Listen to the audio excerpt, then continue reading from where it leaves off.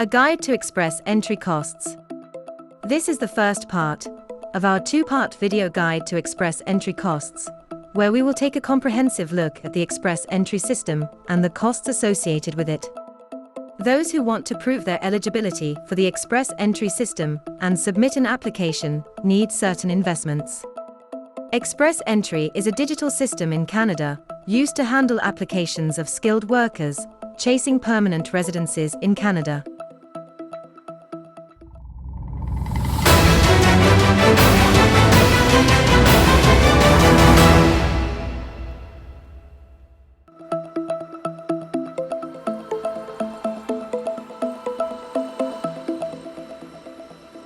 If you are an immigration enthusiast familiar with the express entry system, please share your thoughts about it in the comment box.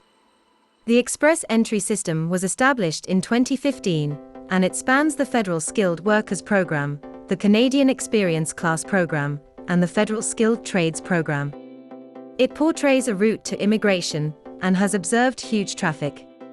It has helped many skilled foreign workers in achieving permanent residence. Express entry is one of the best pathways to Canadian immigration. Nevertheless, it comes with different costs that come along in the immigration process. Investments to submit express entry profile.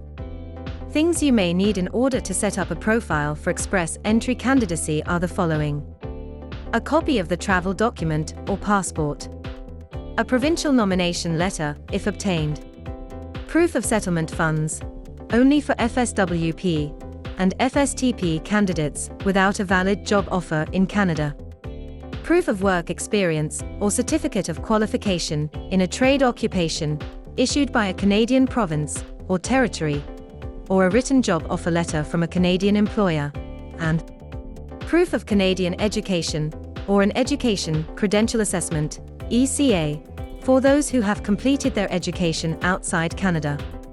Language tests, International English Language Testing System and the Canadian English Language Proficiency Index Program for English, or the Test d'Évaluation de Français pour le Canada, and the Test de Connaissance du Français for French to evaluate listening, reading, writing, and speaking ability. Language testing, depending on whether you are seeking approval in French or English, and the location of testing, the test prices will possibly vary. IELTS testing costs about $300 plus tax, depending on the testing location.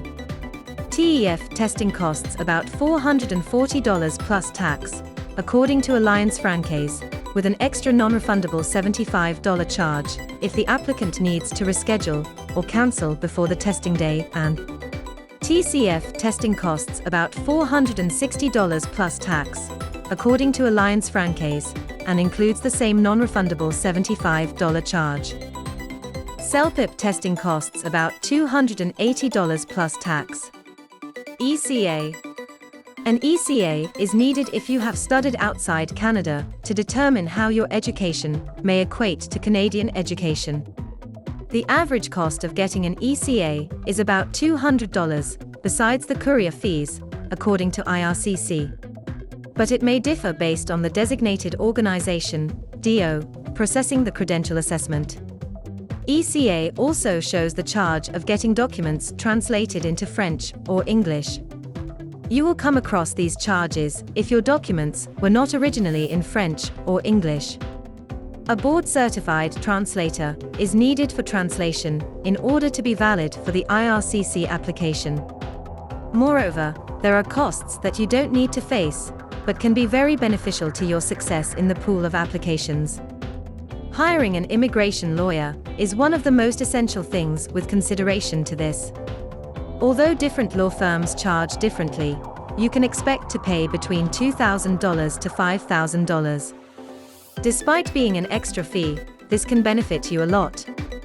You get an experienced and expert immigration figure with the ability to craft an extraordinary application, and you can steer clear of unwanted flaws and misrepresentations in your application, which can cost you penalizations and up to 5 years of being prohibited from applying for immigration. It also saves you time and minimizes your worries during your immigration process. It can increase your potential comprehensive ranking score points.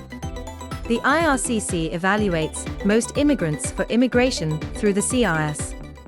Although most of these costs may seem high, immigrants who receive an invitation to apply and get accepted into the express entry pool get a potential chance of success in the labor market, as their selection is based on human capital factors that are highly valued by Canadian employers. We have reached the end of part 1 of this video. Like, share, and subscribe to our channel for more latest updates. Stay tuned for part 2, where we'll discuss application costs.